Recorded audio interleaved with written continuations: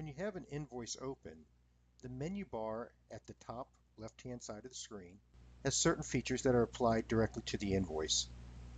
First, on the File menu, you can exit the invoice. You can go into Printer Setup. And Printer Setup is where you specify where you want things to print. So if you have multiple printers in your service department, maybe a laser printer in the back office that you're going to print reports on, and up in the front near where the customers come in, you have another laser that you're going to print your laser service tickets on. So you would come in here and, like on the service laser invoice, you could specify which printer it was going to print to, versus your reporting would go to the back office printer. So it just allows you to redirect the printers. In most cases, you're just going to leave it at your default printer. And then last on the File menu is the Print screen. Clicking this button will take a snapshot of the screen and send it to the printer. The View menu has a history feature. By clicking it, you can see everything that was changed on this ticket. You see the field that was changed, the user who changed it, the old value, the new value it was changed to, and the date and time. Again, you have a filter bar, and you can type in like repair 1 here, and we can see all of the changes that were made to repair 1. So if you look at the bottom, you'll see where the repair labor rate was changed from $0 to $95. And then the complaint was entered from 0 or blank to an oil change. And every change that was done on this repair line has been tracked to the date and time. So if you ever start to wonder, how did the oil change get to be $95? You can come down, you start to search for it, and you'll see the user's login code. It'll have their specific name. Currently, we're logged in as admin. And you'd see the change, and you could go talk to that user regarding that change.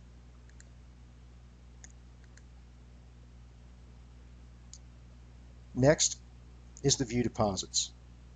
If you have a deposit on this ticket, you can view the deposit, and it tells you the amount, the reference, but most importantly, was it cashed out? Cashed out means that you've actually received the cash for the deposit. You may put a deposit onto a ticket and click the button that says send the deposit request over to the cashier, and then the cashier takes the money. Well, if that's the case, you would look here, and it's possible that the cashier has yet to take the money or collect the money from this customer. So this tells you that the money was collected and receipted in.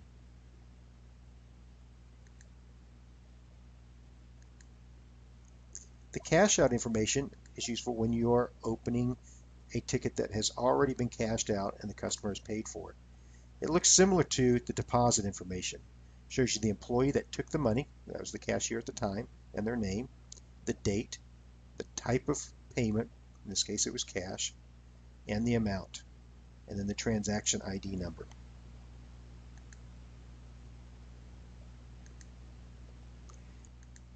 And finally, view the accounting transactions. If this ticket is posted to accounting, the accounting clerk does not need to go into accounting and review the transaction.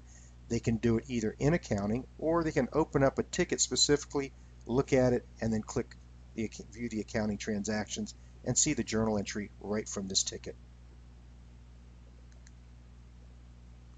On the Tools menu, you have the option of splitting the invoice, which we've demonstrated in the advanced invoicing video. You have Place on Advisor Calendar, which was also explained already in the advanced video. Apply a warranty company means that if you've got several jobs all the way down, and instead of having to go through on each job and selecting the warranty company, you can just hit Tools, hit Apply Warranty Company, and it will set that warranty company to all the jobs at one time. In certain shops, they will hand an entire repair order to one mechanic. These are normally master mechanics that are familiar with fixing just about everything on an RV. So again, instead of going through each job and assigning it out to the different mechanics, you can just say apply a mechanic to all jobs. The import parts feature is for external programs that have parts lookups. Those external programs will actually create a list of parts that you've selected from their programs, and Infinity will grab that list and import it in. Once you click on it, it'll know right where to find the file, hit the button, and all of the parts will be listed right here on the RO. Create alert is very important. When you type in the alert, every time that you close the RO and reopen it, the alert pops up. This alert will also pass through to the accounting department. So if you open up the accounting journal, the alert will pop up. So if there was like a sales tax override or something that you had to do special on this ticket, you could put an alert on it, and each time that someone opens the ticket or opens the journal entry in accounting, that alert will pop up. Spell check, or you can hit the F7 key. So in this case, I spelled oil change correctly, but the computer system would have highlighted any incorrect spellings on the service ticket if there were. View images and scan images. The view images allows you to take pictures, and if you took pictures maybe with our mobile app, the iPad, and you came back to the desktop and you wanted to look at those pictures, you can see this opens up directly to what we call the RO picture folder, and they are then listed in a subfolder, which is the document number. So document number is 5998, which is an actual folder. And if we had pictures from our mobile app there, you would be able to see those pictures. You can also scan images or take images and copy and paste them into those folders. View the order list was discussed in the parts video. View the parts allocation we've discussed in the advanced section, but it shows you all of the parts and what their status is. So if you've got parts that you're waiting for to come in from a supplier, this is where you would look and find out what the status of that part is.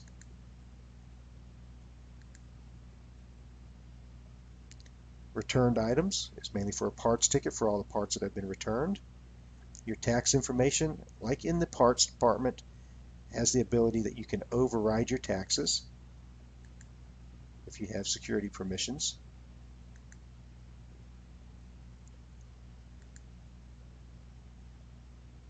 And modify the payable date. Again, was discussed in the advanced video, is where you have flag times and you're adjusting your flag times possibly on a Monday, but the payroll period actually ended last Friday. And you want to backdate those payroll flag time adjustments. They end up getting posted to the payroll system within the correct pay period. If you want to jump to one of the other modules, click on the program and you get a listing, so you don't have to go back to the main menu to do so. The help feature is very important. You can go to the knowledge base and type in a question, and you'll get a section of our online manuals that explains what to do in those areas. We do have a video that we encourage you to watch on the knowledge base and how to use it. The information button tells you information about the version that you're running, and this will be useful for your support staff. A lot of times they'll call you up and ask you to give them information about your system, and you can click that button and read it off to them. Changes made is very important. Every time that you get an update, you'll want to look in here and see what changes we've actually made to the parts or service system. You should also go to the knowledge base, and it has an option for looking at all of the changes, and will give you the information as to how to use those features. Email tech support is very important. When you click the email tech support, it snaps a picture of the screen that you're on. It populates it with your name and phone number and your email address. All you have to do is type your question.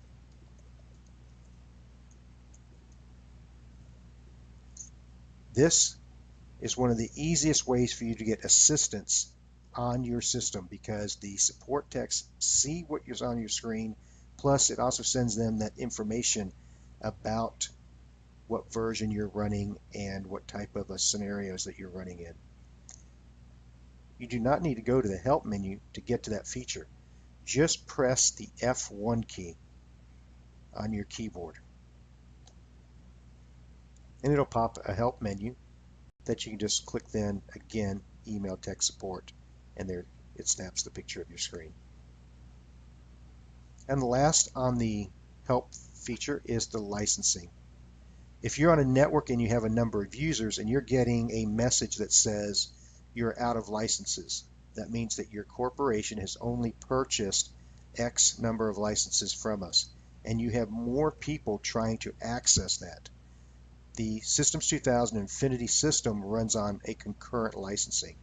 So you can buy 10 licenses and have 20 people using those 10, but they have to share them. That means only 10 people can access it at one time. So when one person logs off, another person can log in. The licensing will give you a description of how many people are actually using the licenses, and you can even find out what users are actually logged in because someone may have gone to lunch and they're tying up a license, and you can go in there and disconnect their session and free that license up. Because our systems are so closely tied to CRM and email messaging, you can click on the messaging option here and it will open up the email to allow you to check your inbox or send messages. Reporting takes you to all of your reports. There is a video on reporting. We suggest that you watch that video, and there are some very nice features with our reporting. They don't just print a report to paper. They give you the ability to search through a report that's on screen.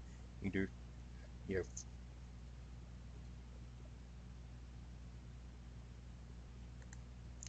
and then clock in and clock out. As an employee, you want to clock in, even if you're on salary, you want to go ahead and clock in because there are features that the receptionist may use to look to see who is clocked in and who's clocked out. And if you're not a salary employee, your transactions of clocking in and clocking out will actually be transferred over into payroll.